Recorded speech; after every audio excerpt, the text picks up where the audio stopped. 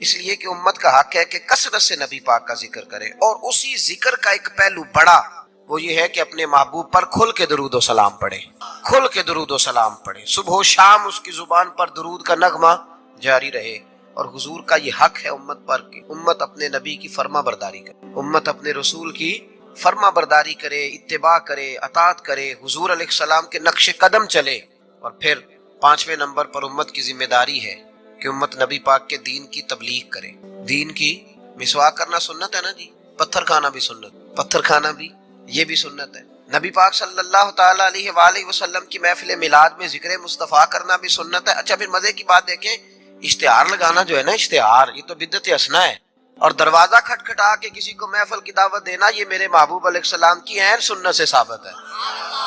تو جس کا زیادہ اجر تھا نا اس طرف توجہ ہی نہیں، دروازہ کھٹکھٹا کے کہ بھائی آج محفل ہے، یہ وہ سنت ہے جو میرے محبوب نے طائف جا کے ادا کی تھی۔ لوگ کہتے ہیں بڑا خرچہ کیا، بھائی کیا خرچہ کیا ہے؟ کہتے ہیں میں 26,000 دے اشتہار چھاپے۔ بھائی سب سے زیادہ ضروری کام، بہت سارے ایسے بد مذہب ہیں، ان کے بڑے بڑے ایسے مبلغ ہیں جن کا آپ نے کبھی اشتہار نہیں دیکھا ہو، مجمع ہزاروں میں، اس لیے کہ وہ ان کا ہر بندہ اشتہار بن جاتا، ہر بندہ۔ تو یاد رکھیں نبی کریم صلی اللہ علیہ وسلم کا یہ حق ہے کہ امت محبوب کا ذکر کرے، تذکرہ کرے، دین کی تبلیغ کرے، اور حضور کے دشمنوں کے ساتھ بغض رکھنا یہ بھی نبی پاک کا حق ہے۔ ایسا نہیں ہو سکتا کہ ایک بندہ حضور کی بے ادبی کرے، توہین کرے، محبوب کے نواسوں کو باغی کہے، حضور علیہ الصلوۃ والسلام کے صحابہ کو برا کہے اور ہمارا یار بن جائے۔ یہ حضور کا حق ہے کہ ہم نبی پاک کے دشمنوں کے ساتھ اپنے دل کے اندر کجی رکھیں، ان سے بچیں۔ میری باتوں کی سمجھ آ رہی ہے میرے بھائیوں؟ یہ حقوق ہیں جو ہم نے نبی پاک علیہ السلام کے حق ادا کرنے، اور جس سے محبوب کو محبت ہے اس سے محبت کرنا بھی ہماری ذمہ داری ہے۔ حضرت مجدد الفسانی رحمۃ اللہ علیہ فرماتے ہیں کہ میں نا گھر میں ختم شریف پڑھتا تھا، اصالہ ثواب کرتا تھا، تو میں بہت سارے صحابہ کا نام لیتا، اہل بیت کا نام لیتا، اصالہ ثواب کرتا، صرف سیدہ عائشہ کا نام نہیں لیتا۔ کہتے مجھے نبی پاک صلی اللہ علیہ وسلم خواب میں ملے اور سرکار نے فرمایا شیخ احمد تجھے پتہ ہے نا میں اکثر کھانا عائشہ کے دسترخوان پہ کھاتا ہوں، تو اس کا ذکر ہی نہیں کرتا۔ تو ہر اس شخص سے جس سے محبوب نے محبت کی، ہر اس شخص سے محبت کرنا یہ نبی پاک کے حقوق میں شامل ہے۔ سب سے پہلی بات یہ کہ امت محبوب پہ ایمان لائے۔ کس طرح ایمان لائے کہ جو حضور کہہ دے امت سمجھ جائے کہ اسی میں میری بہتری، امت مان جائے آنکھیں بند کر کے۔ غیر مشروط اطاعت ہے ہی صرف نبی پاک کی، اس میں کوئی شرط نہ لگائے، مانے اور دل سے مانے۔ یہ نہ کہے کہ یہ کیسے ہو سکتا ہے مولوی صاحب آپ کہہ تو صحیح رہے پر دنیا بڑی دور چلی گئی ہے، وہ دنیا داری بھی کرنی پڑتی ہے، اس میں گنجائش تلاش نہ کرے۔ جو حضور کہہ دیں اس پہ ایمان لے آئے، جو نبی پاک فرما دے اس پر ایمان لے آئے۔ نبی پاک صلی اللہ علیہ وسلم مکے سے ہجرت کر کے مدینے تشریف لا رہے تھے، حضرت ابو بکر صدیق ساتھ تھے۔ ابو جہل نے اعلان کیا کہ جو محبوب علیہ السلام کو معاذ اللہ گرفتار کرے گا 100 سرخ اونٹ ملیں گے، اور بھی بہت سارے لوگ آئے، سراقہ بن مالک بھی گھوڑا لے کے آئے، حضور تک پہنچ گئے۔ نبی پاک علیہ السلام کا اختیار زمینوں پہ بھی چلتا ہے، آسمانوں پہ بھی چلتا ہے۔ سرکار دو عالم صلی اللہ تعالی وسلم کو گرفتار کرنے لگے تو حضور نے زمین کو حکم دیا، زمین نے سراقہ بن مالک کے گھوڑے کی ٹانگیں پکڑ لی، گھوڑا اندر دھسنے لگا تو سراقہ کہتے ہیں میرے اندر سے آواز آئی یہ اللہ کے سچے نبی ہیں، لیکن ابھی میں پورا مانا نہیں۔ کہتے ہیں میں نے عرض کی کہ حضور مجھے معاف کر دیں، تو معاف کرنا تو میرے محبوب کا طریقہ ہے نا۔ کہتے ہیں معافی مانگی تو محبوب نے اسی وقت فرمایا جا تجھے معاف کیا۔ سراقہ کہتے ہیں میں نے پھر جرت کی، پھر بڑھنے لگا، پھر زمین نے میرے گھوڑے کو پکڑ لیا، ٹانگیں اندر دھسنے لگی۔ البدایہ والنہایہ اٹھا کر کے دیکھیے، محبوب پاک سید عالم صلی اللہ علیہ وسلم نے دوسری دفعہ جب زمین میں اس کا گھوڑا دھسنے لگا تو پھر عرض کرنے لگے حضور معاف کر دیں، فرمایا جا تجھے معاف کیا۔ سراقہ کہتے ہیں آواز اندر سے آئی پر ابھی میں پورا مانا۔ آواز تو ہمارے اندر سے بھی روز آتی ہے کہ بدل جانا چاہیے، ہمیں دین کی طرف آ جانا چاہیے، پر ہم بھی تجربے کرتے رہتے ہیں اللہ ماشاءاللہ۔ کہتے ہیں 3 دفعہ ایسا ہوا، 3 دفعہ نبی پاک نے معاف کیا، پھر میرے اندر سے آواز آئی کہ یہ اللہ کے سچے رسول ہیں۔ جب تیسری دفعہ معاف کیا تو محبوب مسکرانے لگے۔ ایک کسرا کا بادشاہ تھا، توجہ ہے میری بات پر، کسرا کا ایک بادشاہ تھا تو ہاتھوں میں کنگن پہنتا تھا، موٹے موٹے سونے کے کنگن۔ وہ جب بات کرتا نا تو کنگن ہلتے، جس طرح ہمارے حکمرانوں کے بڑے للے تو للے نہیں۔ آپ کا ایک ایسا وزیر اعظم گزرا ہے جو دلی سے کپڑے خریدتا اور آسٹریلیا سے سلوایا کرتا ہے، یہ غریب قوم کے حکمران۔ چلے خیر ان کی میں کیا بات کروں، اب تو پیروں کی گاڑی بھی 1.5 کروڑ کی آتی، ان کی میں کیا بات کروں۔ اب تو لوگوں کو فقر کا درس ہے، دنیا کو کہتے ہیں فقیر ہوتے جاؤ خود امیر ہوتے جاؤ۔ اب تو یہاں بھی حال بڑا اللہ ماشاءاللہ عجیب ہے، اس طرف کیا جاؤں، یہاں بھی رونا بڑا سخت ہے۔ غریب سادہ تو رو رو کے ہو گیا تائب، کاش اس پیر مغاں کو بھی مل جاتی توبہ کی توفیق۔ اور اقبال نے کہا یہ نذرانہ نہیں، یہ سود ہے پیر جو لگایا ہوا ہے، ٹیکس۔ آئے ہو تو کیا لے کے آئے ہو؟ عام دام برسر مطلب۔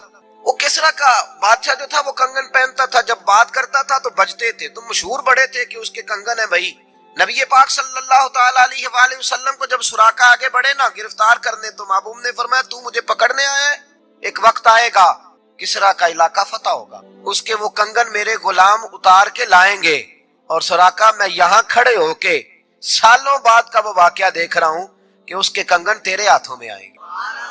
اب ذرا رک کے سوچئے، مکے سے نکلے ہیں، مدینے ابھی پہنچے نہیں، ایک گاؤں پہ بھی مسلمانوں کی حکومت نہیں، میرے محبوب نے اتنی بڑی بات کر دی، کسرا کا علاقہ فتح ہوگا۔ حضرت ابوبکر صدیق مسکرانے لگے۔ عامر بن فہیرہ فرماتے ہیں میرا سینہ چوڑا ہو گیا، بھئی تمہیں کیا ہوا؟ کہنے لگے محبوب نے کہہ دیا ہے تو انشاءاللہ علاقہ فتح ہو کے رہے گا۔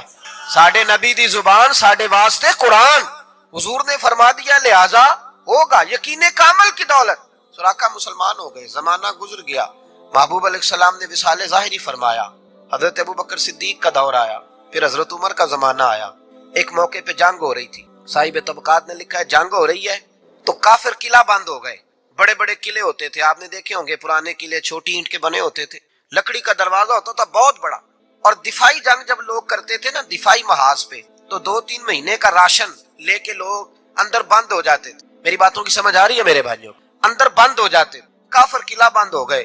حضرت سعد بن ابی وقاص رضی اللہ تعالیٰ عنہ کی قیادت میں جہاد ہو رہا تھا۔ اب کافر نہ باہر آتے ہیں، باہر آئیں لڑائی ہو تو پتہ چلے نہ ہارا کون جیتا کون، اب وہ اندر بند ہے، باہر ہی نہیں نکلتے، اور مسلمان اندر جا نہیں سکتے، قلعے کی دیواریں بڑی اونچی ہیں۔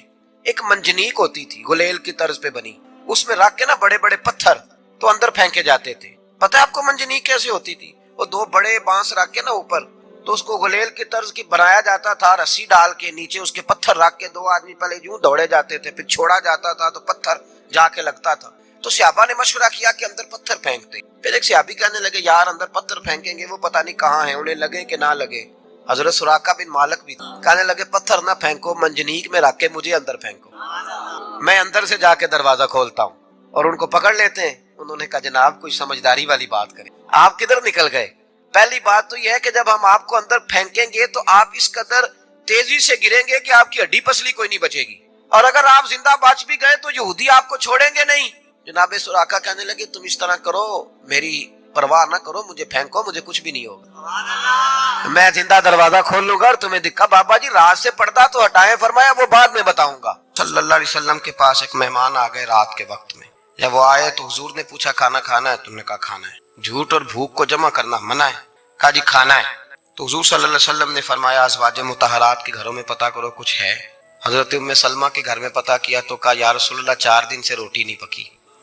حضرت زینب سے پوچھا تو کہا حضور کئی دن سے چولہا ہی نہیں جلایا۔ حضرت عائشہ صدیقہ، حضرت میمونہ، حضرت سودا، تمام گھروں سے بظاہر یہ 2 جہاں کے شاہ ہیں، پر پاس کچھ رکھتے نہیں، 2 جہاں کی نعمتیں ہیں ان کے خالی ہاتھ میں، ہر چیز ہے پر فقر اختیاری ہے، کوئی شے نہ ملی۔ تو نبی پاک صلی اللہ علیہ وسلم نے مسجد میں اعلان کیا، فرمایا کون ہے جو میرے مہمان کو روٹی کھلائے؟ ان لفظوں کا حسن کوئی حسن والا ہی سمجھ سکتا ہے۔ فرمایا کون ہے جو میرے مہمان کو کھانا کھلائے؟ تو ایک صحابی لے گئے اور اٹھے، وہ صحابی جو صحابہ میں غریب تھے، ایک انصاری جو غریب آدمی، بہت زیادہ امیر آدمی اللہ کی راہ میں خرچ نہیں کر پاتا، اس کے لیے مشکل ہو جاتا ہے۔ اس کے لیے بہت امیر آدمی جو ہوتا ہے نا، وہ جتنا زیادہ امیر ہوتا ہے نا اتنی دیوار اس کے گرد کھڑی ہو جاتی ہے پیسوں کی، مشکل ہو جاتا ہے اس کے لیے۔ غریب آدمی کھڑے ہوئے، اگرچہ میرے محبوب کے غلاموں میں جو بڑے امیر تھے وہ بھی خرچ کرنے میں بڑے آگے تھے، حضرت عثمان غنی رضی اللہ تعالیٰ عنہ، حضرت عبد الرحمن ابن عوف، حضرت ابو بکر صدیق رضی اللہ۔ لیکن یہ غریب آدمی کا حضور میں لے جاؤں گا، میں لے کے جاؤں گا، اور یہ بخاری مسلم ہے۔ حضور نے فرمایا لے جاؤ، وہ اب صحابی گھر لے گئے اور بیوی سے مشورہ کیا۔ بات پہ غور کرنا، ہر چیز کی بھوک دیکھی جا سکتی ہے، بچوں کی نہیں دیکھی جا سکتی۔ وہ انصاری حضور کے مہمان کو گھر لے گئے، جا کے بیوی سے مشورہ کیا، کہا بھلی مانس گھر میں کچھ ہے؟ تو اس نے کہا تھوڑا سا بچوں کے لیے کھانا رکھا ہے، بچوں کے لیے۔ بچے تو بزدل کر دیتے ہیں، بچے تو آدمی کو بزدل کر دیتے ہیں، بچے تو مار دیتے ہیں، کلیجہ پھٹ جاتا ہے بچہ بھوکا ہو تو، نیند نہیں آتی۔ اب صحابی اپنی بیوی سے کیا کہتے ہیں؟ کہتے ہیں بچوں کو بہلا کے سلا دے، اور رسول اللہ کے لیے نہیں، رسول اللہ کے مہمان کے لیے، بھائی نبی پاک کے لیے نہیں، حضور کے तुझ से दर दर से सग और सग से है मुझको निस्बत, मेरी गर्दन में भी है दूर का पटका तेरा, तुझसे दर दर से सग सग से है मुझको निस्बत। लंबी बात है। बच्चों को सुला दो, बीबी ने बच्चों को सुला दिया तो मियाँ बीवी का मशवरा हुआ कि मेहमान के साथ बैठ के रोटी खाना भी सुन्नत है। तो अब मेहमान के साथ बैठ के खाना भी है, तो खाना है एक दो आदमी का। अब खामद अपनी बीवी को तैयार करता है कि मैं भी खाने पे बैठ जाऊंगा, तू भी बैठ जाना। और जब मेहमान खाने में हाथ डाल ले तो तू उठना, कहना ओहो दिया तो सही किया ही नहीं, अभी बुझ जाएगा, और जाके दिया बुझा देना। हम हाथ हिलाते रहेंगे, मेहमान रोटी खाता रहेगा। और यार इस दर्द को, इस कैफ को समझो। घर में बच्चे भी भूखे, बच्चों की माँ भी भूखी, बच्चों का बाप भी भूखा, दस्तरखान पे रोटी लग गई, रोटियां चुन डाली, बीबी उठी कहने लगी ओहो चिराग तो सही किया ही नहीं, ये तो बुझ जाएगा। हौसलेमंद बीबी जिसने बच्चे भूखे सुला दिए, वो भूखे सोए हुए बच्चों की भूखी अम्मा उठी और अपने खामन की ताबेदारी में उठी। मैं गुड्डी ते हथ डोर सजन दे, वो जिंज रखे उंज रहना है। उठी और उसने ना दिया ठीक करने के बहाने बुझा दिया। मेहमान रोटी खाता रहा और रसूलुल्लाह के नौकर कुर्बानी देते रहे। वो रोटी खा के सैर हो के बिस्तर बिछाया तो सो गया। ये मियाँ बीवी सारी रात बच्चों की तरफ देखते रहे और गौर करते रहे और राजी रहे कि हमने हुजूर का फरीजा निभाया है। कुर्बान जाऊं महबूब पे, बेखबर हो जो गुलामों से वो आका क्या है।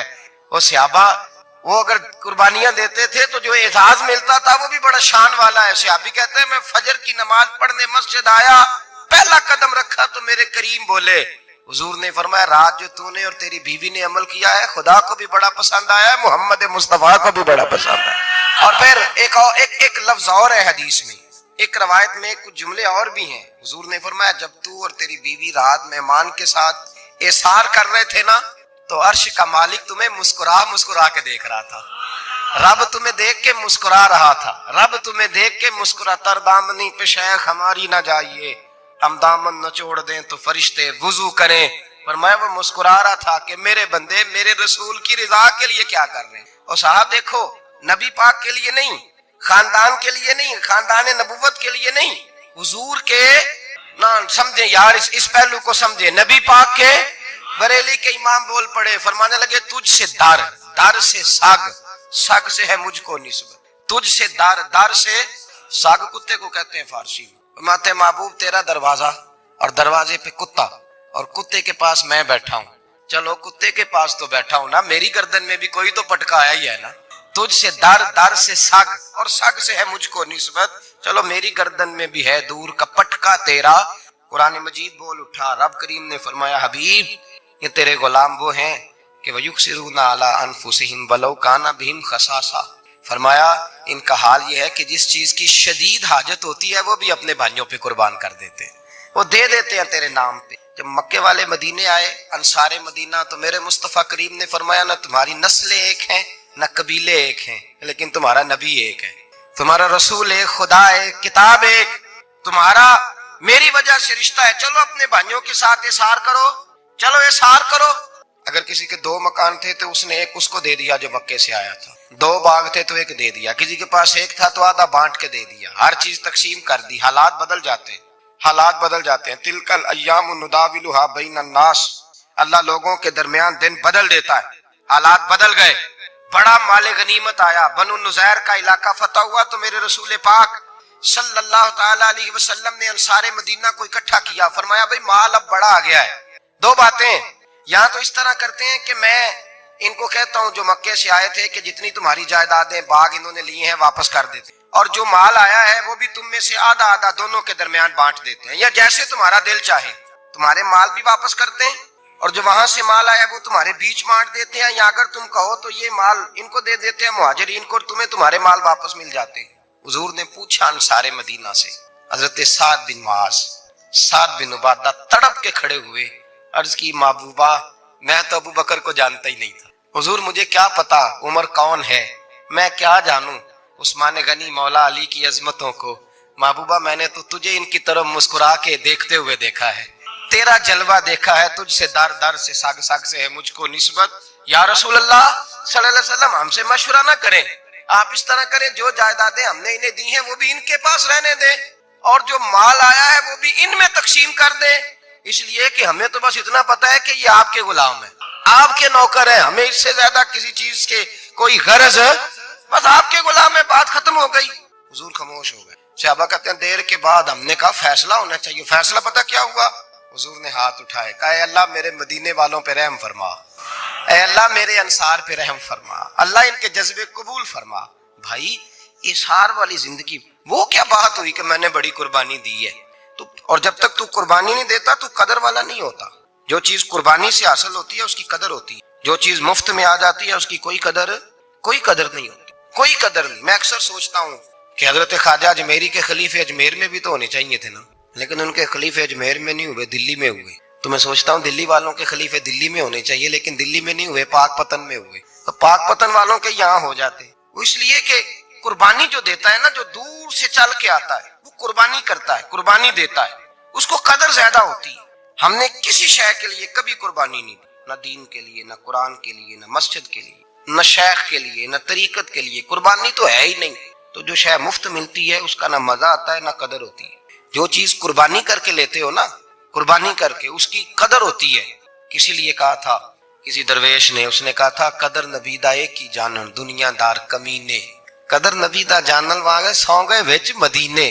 ان سے پوچھو نا، ان سے پوچھو ان حضرات کو کتنی قدر تھی۔ قربانی اپنی زندگی میں دینا سیکھیں۔ ایک ہوتی ہے بندے کی ذاتی خواہش، اس کو کچلنا بڑا مشکل ہوتا ہے۔ قربانی بڑی ضروری چیز کا نام ہے، اور جو قربانی دینا سیکھ جاتا ہے وہ بچ جاتا ہے۔ کتیا 6 بچے جنم دیتی ہے لیکن قربانی نہیں نہ دیتی بچوں کی، تو ریوڑ نہیں بنتے، اجڑ نہیں بنتے۔ بکری 2 بچے پیدا کرتی ہے اور سال کے بعد ہزاروں بچوں، لاکھوں بچوں کی قربانی دیتی ہے، پر پھر بھی جدھر جاؤ بکرے ہی بکرے نظر آتے ہیں۔ جو قربانی دینا سیکھ جاتا ہے نا، یزید نے کوئی قربانی نہیں دی، اس لیے کوئی شخص بھی کھڑا ہو کے نہیں کہتا، حالانکہ 14-15 بیٹے تھے یزید کے، کوئی بھی کھڑا ہو کے نہیں کہتا میں اس کی نسل میں سے ہوں۔ امام حسین نے ساری قربانی دے دی۔ ایک زین العابدین بچے تھے، پوری دنیا میں اللہ نے سید عطا فرمائے ہوئے۔ جو قربانی دینا سیکھ جاتا ہے وہ بچ جاتا ہے۔ ہم نا قربانی کیا، ہمارے پاس تو اضافی شے ہے وہی دینے کو تیار نہیں۔ جب آپ تیار ہی نہیں تو سودا ہی نہیں کر، آپ نکلے ہی نہیں میدان میں، تو حاصل کیسے ہو؟ حصول تو تب ہوگا نا جب آپ کوئی انویسٹمنٹ کریں گے۔ تو آپ انویسٹ ہی نہیں کر رہے تو بھائی آپ نے پودا ہی نہیں لگایا تو پھل کیسے ملے؟ قربانی نہیں دی تو وہ درجہ کیسے ملے؟ اس کے لیے تو قربانی ضروری ہے۔ اب تمام صحابہ کی زندگی پڑھ لیں، حضرت ابوبکر سے لے کر حضرت بلال تک، یہ سارے قربانی والے ہیں۔ آپ تمام اولیاء کی صفت پڑھ لیں، غوث اعظم، جیلانی، داتا علی اجویری، خواجہ معین الدین، یہ سب قربانی والے لوگ ہیں۔ قربانی دیتے رہے تو بچے ہوئے ہیں۔ ان کے جو ساتھ تھے وہ بھی قربانیوں والے تھے۔ قربانی حصہ ہے طریقت کا، قربانی ضروری ہے۔ اور ہمارے صوفیاء تو کہتے ہیں جس شخص نے تصوف میں آ کے قربانی نہیں دی، بزرگوں کے پاس ایک شخص آیا، غالباً خواجہ نظام الدین محبوب الہی کی بات ہے، میرے ذہن میں نام پورا نہیں سما رہا، تو ایک مرید نے آ کے کہا حضور زکوٰۃ کتنی دینی ہے؟ فرمایا 2.5%۔ تھوڑی دیر کے بعد حضرت نصیر الدین چراغ دہلوی آ گئے، کہا حضور اللہ کے راستے میں کتنے دینے ہیں؟ فرمایا 50%۔ وہ ایک ساتھی قریب بیٹھا تھا، اس نے کہا پہلے کے لیے 2.5% کا فتویٰ تھا، اس کو کہہ دیا آدھے دے دے۔ چند منٹ گزرے تو حضرت امیر خسرو بھی آ گئے، کہا حضور زکوٰۃ کتنی دینی ہے؟ فرمایا جو ہے سارا ہی لے آ، تیری 100% ہے۔ تو وہ ساتھی جو قریب بیٹھے تھے اس نے کہا بابا فتوے علیحدہ علیحدہ ہیں۔ فرمایا فتویٰ ایک ہی ہے، بندے علیحدہ علیحدہ ہے۔ فتویٰ ایک ہی ہے، مجھے پتا ہے کون کتنے دے سکتا ہے، وہ جس کو میں نے 2.5% کہا ہے وہ بھی جا کے حساب کتاب کرے گا، اس نے 2.5 بھی پورا نہیں دینا۔